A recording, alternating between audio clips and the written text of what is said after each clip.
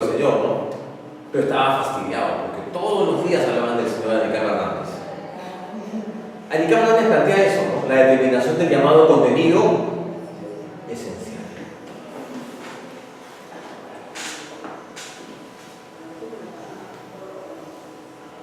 Acá hay dos formas de entender el contenido esencial.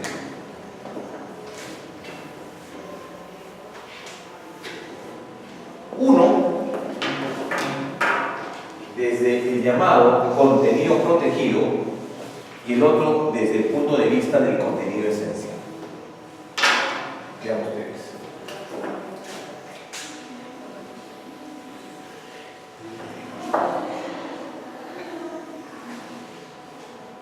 Contenido esencial.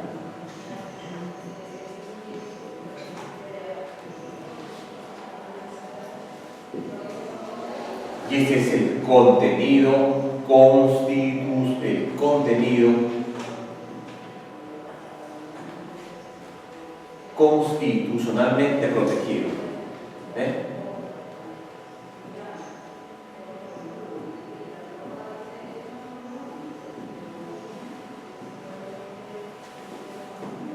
¿Estamos de acuerdo? Son dos términos distintos, ¿eh? Contenido esencial y el otro es el contenido emocionalmente protegido. ¿Cuál es la diferencia de otro?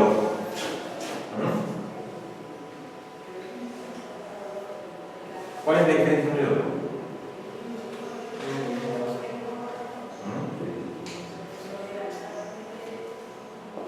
Estamos en su terreno. Su terreno de cosas pensiones, ¿no? ¿Qué dijo? Primero desarrollamos el llamado contenido esencial. ¿Qué es el contenido esencial del derecho fundamental? Entendido como una causal de improcedencia en materia de código.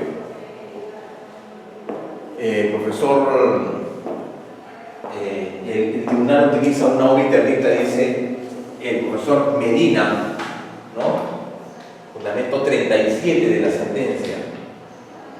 El profesor García Medina y el profesor Gregorio Pérez Esparra, que dice el contenido esencial es aquella parte de la sentencia, es aquella parte del derecho intangible al legislador. ¿Qué dice? Aquella parte del derecho intangible al legislador. El núcleo duro.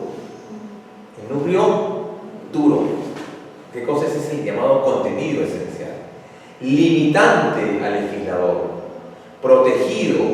¿De acuerdo?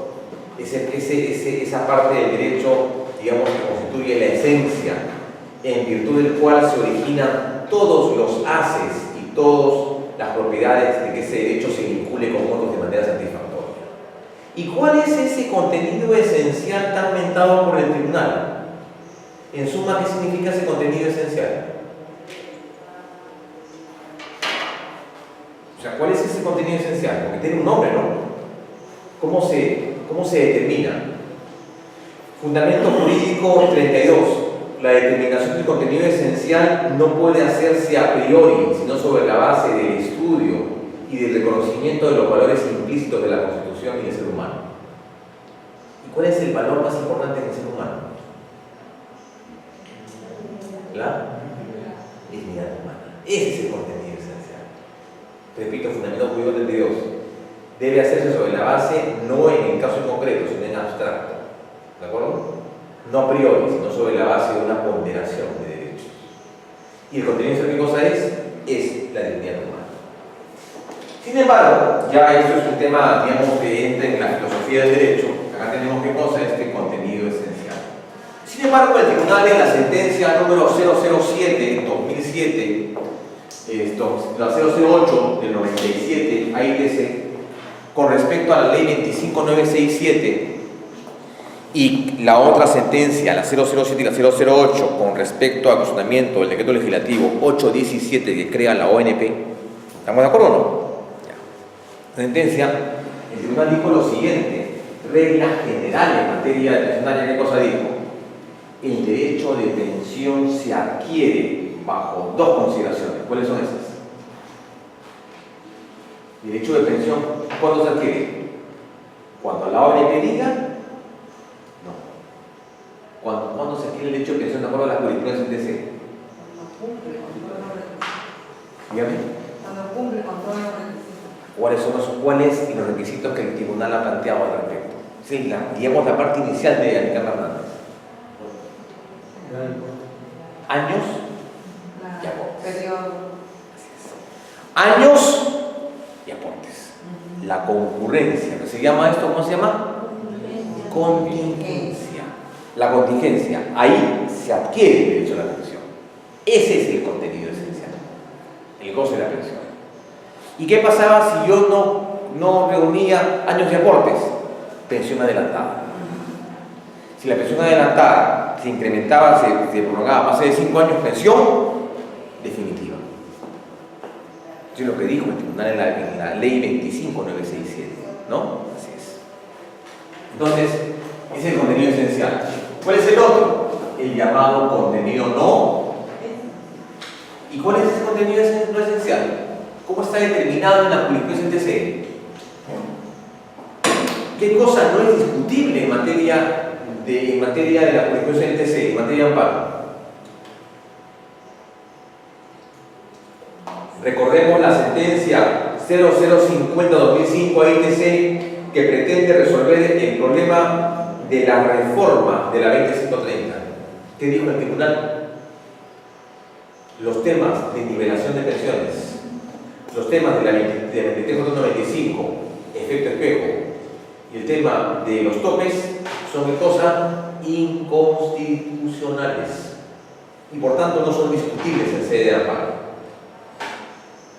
¿Dónde se ven esos temas? Vía ordinaria. Aparte, todo lo vinculado a la 230, vía ordinaria. ¿Eso cómo se llama? Contenido no. Y el otro que es el llamado contenido adicional. ¿Cuál será este? ¿Adicional qué cosa es?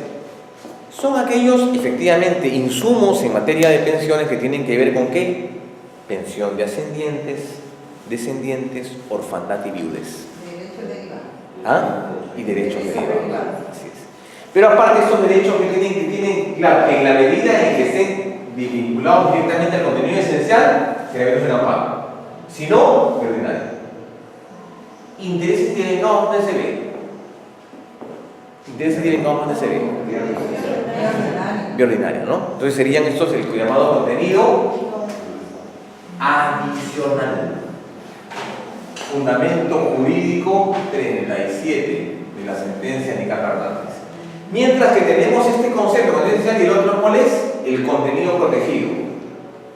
Acá tenemos lo siguiente, un gráfico parecido, pero digamos tiene sus diferencias en doctrina. Porque esto te dirá lo siguiente, claro, todo derecho fundamental tiene dos fases, una faz constitucional y una faz ordinaria. Veamos un ejemplo. Dos ejemplos para que quede claro. Derecho al trabajo. Sentencia Llano Huasco, sentencia además también Bailón Flores. ¿Qué ha dicho el Tribunal Constitucional con respecto al contenido protegido en materia de trabajo? ¿Cuáles son esos contenidos protegidos? El derecho número 1, acceder a un puesto de trabajo. 2, a no ser perturbado en él. 3, una remuneración. 4, el artículo 27, que dice: el Estado otorga al trabajador la adecuada condición contra el despido arbitrario. ¿Cómo se llama esto? Esa es la faz constitucional. Esto es vía amparo. ¿Y cuál es la faz ordinaria? ¿Cuál es la faz ordinaria? Licencias, designaciones, subsidios, descuento, postnatal, prenatal, vacaciones, resoluciones, nombramientos. Eso es la parte que tiene que discutirse. ¿En dónde? En la vía ordinaria. ¿De acuerdo? Esa es la parte constitucional y la parte ordinaria. Si no quedó claro, vemos un ejemplo mucho más sencillo. Imaginémonos que estamos discutiendo el derecho a la libre contratación. ¿Derecho fundamental o no? Por supuesto. Pero este derecho a libre contratación tiene fases, pues tiene dos caras, ¿no? ¿Cuál será? Imagínense que acá nuestros amigos de Hugo y Beatriz reciben una disposición pues, del municipio y dice: señor, acá todos los locales comerciales de acá de la zona de Santa Beatriz van a tener que contratar con una empresa el tema de sus escritores. Una empresa, no puede contratar con una empresa. La empresa que el municipio diga. ¿Eso qué viola? La libertad de contratación. ¿De acuerdo? Perfecto. Entonces Hugo y Beatriz firman un contrato con la municipalidad y con la persona esta. Sí, pues, pero en el contrato ¿qué cosa establece? Penalidades, responsabilidades, multas, ¿no? O sea, lo que hay en un contrato. ¿Qué cosa hay en un contrato? Plazo, modo, condición y observancia de la norma prescrita bajo constitución militar. Eso es lo que hay en un contrato, ¿no?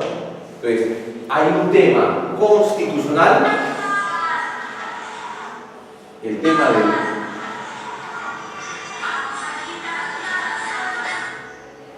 del acceso, y el otro, ¿qué cosa es? El tema de la penalidad.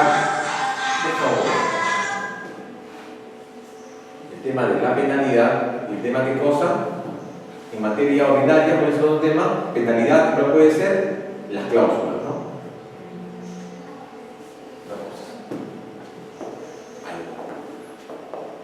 ¿Cómo se llama eso? Contenido, obviamente, protegido. ¿Ha quedado claro, señores? Todo eso tiene que determinarse al momento del amparo. O sea, no es lo mismo, ¿no? No es lo mismo, ¿no? Contenido esencial, 14.17. Contenido protegido es en base al desarrollo de la jurisprudencia. Hay varios casos de jurisprudencia que han establecido eso. Pero son presupuestos de procedibilidad que se dan básicamente en donde, en el proceso del amparo constitucional. Bien.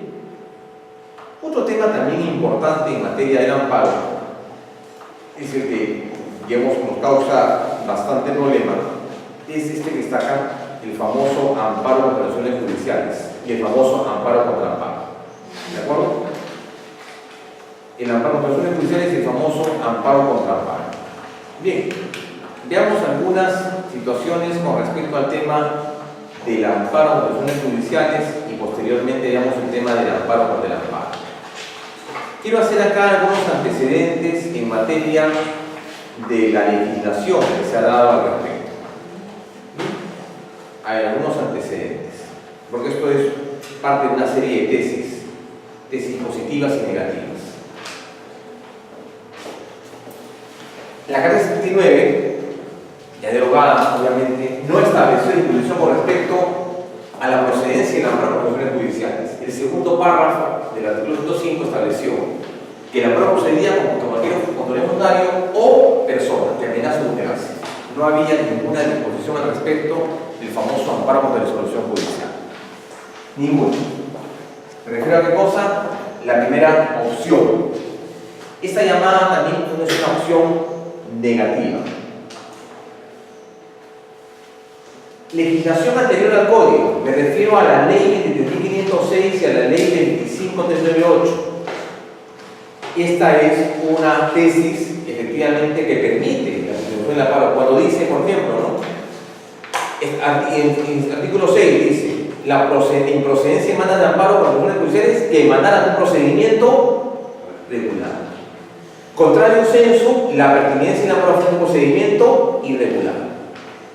¿Qué se entendía por un procedimiento irregular? Aquel proceso el cual era emitido frente a la contravención e inobservancia de alguno o de algunos contenidos del debido proceso. ¿Cuáles son estos? Básicamente tres: derecho de defensa, tutela judicial efectiva y jurisdicción predeterminada por ley. Si la resolución judicial se dictaba con prescindencia de uno o dos o varios contenidos del debido proceso, era irregular. Por tanto, habilitaba el amparo contra la resolución judicial. ¿De acuerdo? Son llamadas en un proceso irregular. pasa el código procesal y ahí entonces se hace referencia a lo que establece el código. ¿Qué dice? El código plantea una tesis permisiva moderada. Repito, el código procesal plantea una tesis permisiva moderada. ¿En qué sentido? Artículo 4 del CPC. ¿Por qué digo permisiva? Porque permitía la interposición de una demanda de aprobación judicial, pero en dos supuestos. ¿Cuáles serán estos?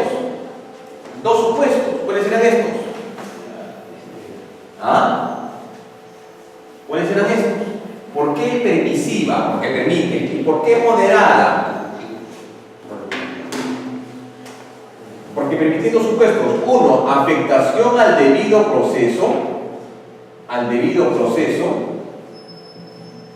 Y dos, cuando se afecta ¿qué cosa? La llamada tutela procesal efectiva. Por eso se llama ¿qué cosa? Permisiva moderada. Permisiva moderada. Amplía el concepto. ¿Bien? De la Carta 93 no se resolvió el tema, a la vez no hubo un desarrollo en materia de ley de detenimiento y correspondía a una jurisprudencia que digamos resolviese este aspecto. El código, artículo 6, ¿qué dice?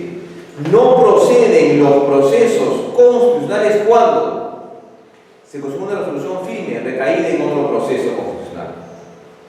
Eso plantea entonces la otra tesis. ¿Hasta ahora cuántas tesis hay? La tesis negativa, que no decía nada. Segundo, la tesis permisiva. Tercera, la tesis permisiva moderada, ¿no? La del Código Procesal. Y tenemos por último esta de acá. La tesis permisiva amplia o fuerte. La tesis permisiva amplia o fuerte. Sentencia, caso Apolonia Colqui, Ponce. Importante decisión judicial, pero no porque, digamos, mejora el concepto, sino que lo complica. Vamos a ver por qué. ¿Por qué lo complica? ¿Qué es lo que plantea Apolonia Colqui Ponce como sentencia? Les voy a plantear el caso, ¿no? Porque el caso es, esto hay que verlo dentro del caso, de la casuística. La señora Apolonia Colqui Ponce vivía en Ayacucho. Entonces cierto día se levanta de la cama, abre el periódico y dice, lee que su vehículo, el vehículo de su propiedad, había sido objeto de un remate judicial. Resulta que ella había alquilado el carro a un tercero y en ese carro habían transportado droga. El proceso penal, ¿qué cosa? Retuvo la unidad, hizo un proceso y ¿qué cosa hace después? Lo afecta y lo remata. Se publica en el edicto en el periódico. Él inmediatamente va al juzgado penal, habla con el juez y le dice: señor juez, ¿sabe qué? Me advirtió esta situación y considero que es arbitrario, que se ha afectado mi debido proceso porque no he sido notificada, ni siquiera he sido emplazada. Y entonces se ha afectado mi debido proceso. No sabía nada. A lo que el juez le dice: bueno, señora, si usted no es parte ni demandante ni demandada, ¿cómo alega usted que se afectó su debido proceso? ¿Entienden o no? Claro, pero la titularidad es un tema ordinario, no es un tema constitucional. Claro, entonces, ¿cuál sería? Eso es lo que plantea. O sea, la titularidad del carro. Yo soy la titular del carro, señor, pero eso es un tema ordinario. Y ella dice: se ha afectado mi proceso porque se ha afectado mi vehículo. Yo no soy parte del proceso, sin embargo, se ha afectado mi derecho de defensa, ¿no? Mi propiedad también. Primer término de derecho de propiedad. Entonces la pregunta es: bueno, ¿los derechos, el debido proceso es un derecho procesal o no? ¿Qué involucra? Demandante o demandado, ¿no? Si no eres parte del proceso, ¿tendrías titularidad o no? Esa decisión de por sí, ese párrafo que hace referencia a la sentencia, entonces invita al tribunal a hacer una reflexión. La reflexión es la siguiente. Se va a plantear así de simple.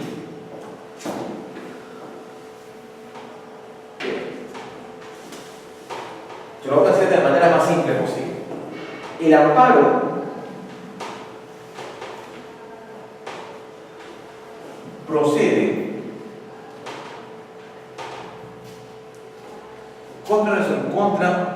el amparo procede contra un proceso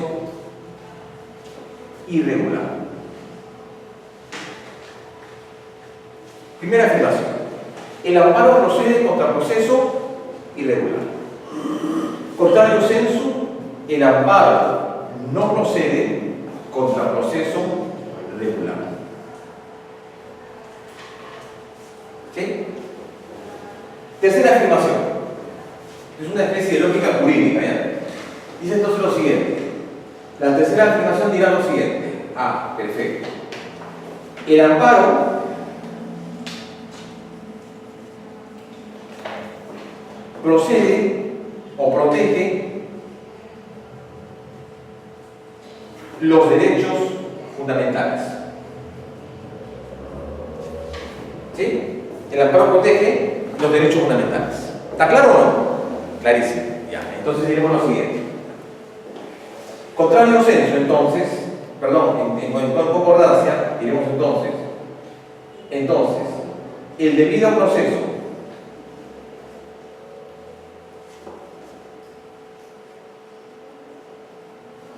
¿es un derecho fundamental o no? La respuesta es sí. Por tanto, el amparo procede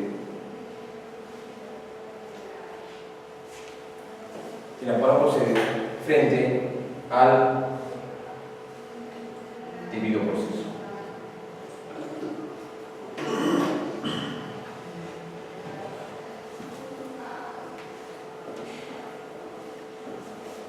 Independientemente que exista o que se cuestione una resolución judicial. ¿Me han entendido el lógico o no? Le he hecho así como si fuera de colegio. ¿Cuál es la realidad de esta argumento? ¿Cuál es digamos, el conflicto? No sé si ustedes lo logran ver.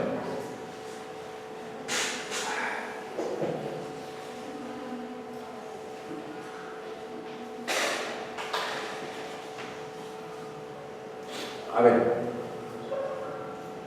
¿Cuál era tu nombre, Meses? Manuel.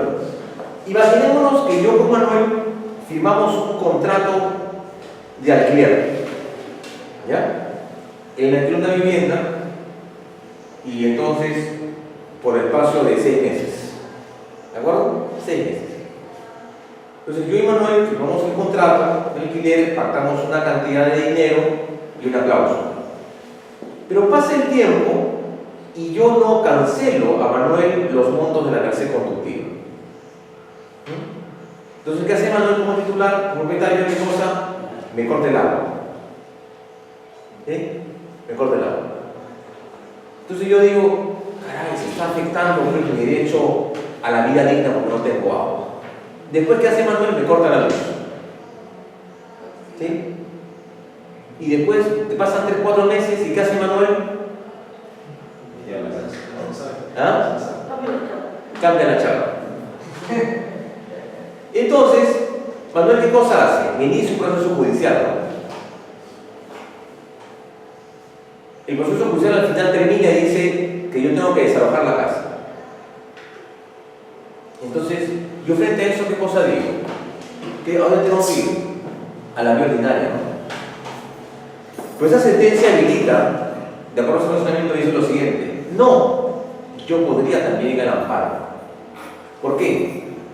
Yo diría entonces, como opción política, como eso le diría entonces,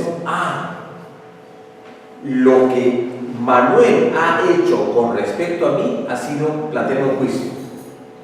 Yo con respecto al juicio, a la sentencia, no tengo absolutamente nada que mencionar. Nada. Pero la sentencia está bien dada. ¿Me entienden o no? No tengo nada emocional. Pero esa sentencia, ¿qué cosa es con respecto a mí? Arbitraria. Me causa, ¿qué cosa? Afectación. O sea, no cuestiono la sentencia. No digo la sentencia, ¿qué cosa es? No, me repito nuevamente. Arbitraria. Me causa daño, me causa perjuicio.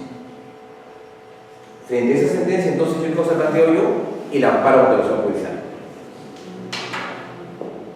¿Ven lo peligroso o no?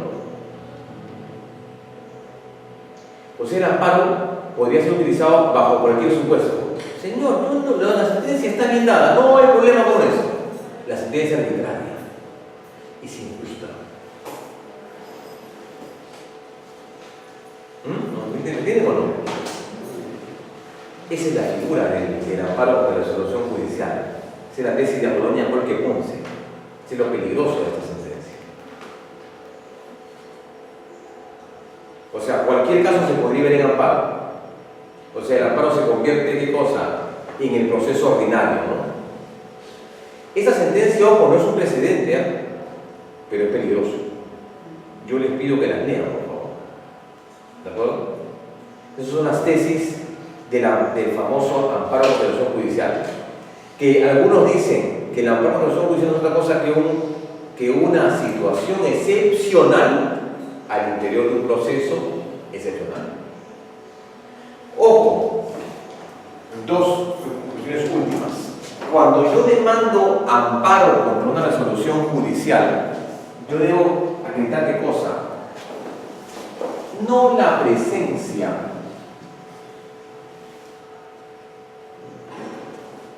de la anomalía o irregularidad.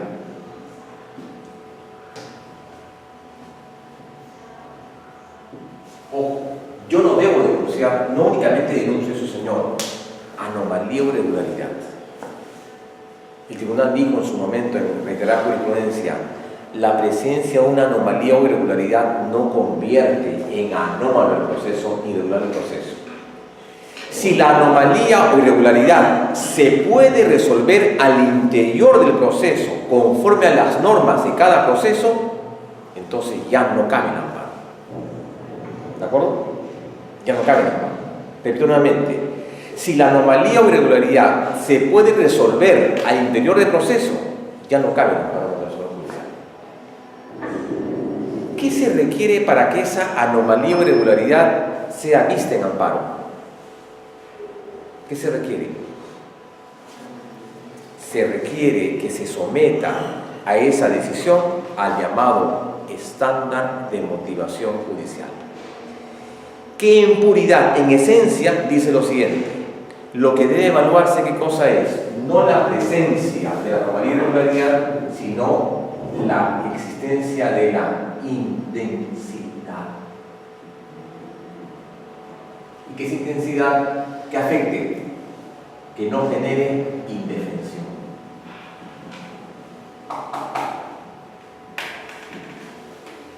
Sea intensa, manifiesta, evidente, que te genere ¿qué cosa? Indefensión.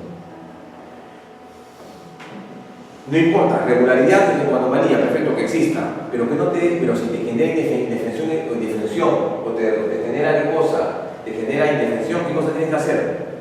Ahí recién aparece el amparo por la resolución judicial. Repito nuevamente, en un proceso pueden haber anomalías o irregularidades.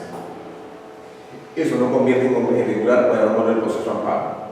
¿Qué es lo que procede? ¿Qué es lo que convierte en anómalo el proceso? La intensidad, la permanencia en el proceso. Aquel acto insubsanable que te causa ¿qué cosa? Indefensión. ¿Bien? Bien, señores, nos quedamos ahí. Nos vemos el día martes. Por favor, me escriben, ¿ah? Delgado consultor@hotmail para mandarme los temas estos del mes. Suerte, buenas noches.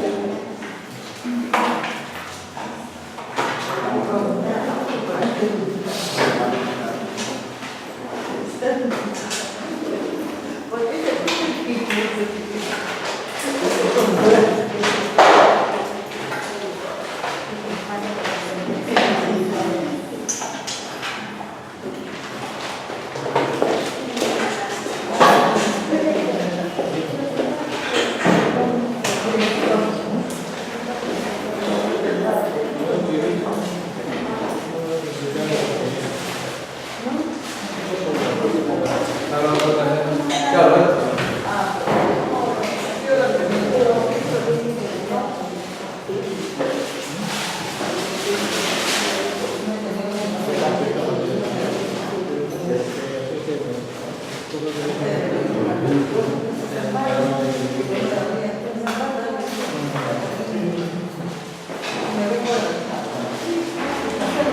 el martes, cuídense.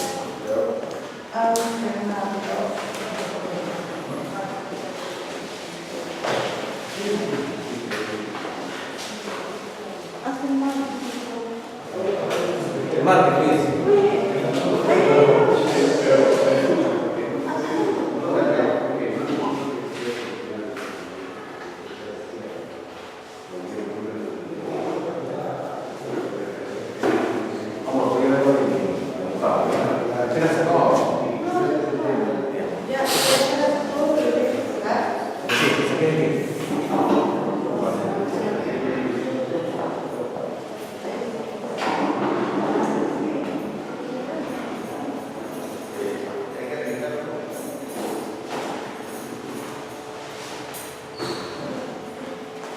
Gracias.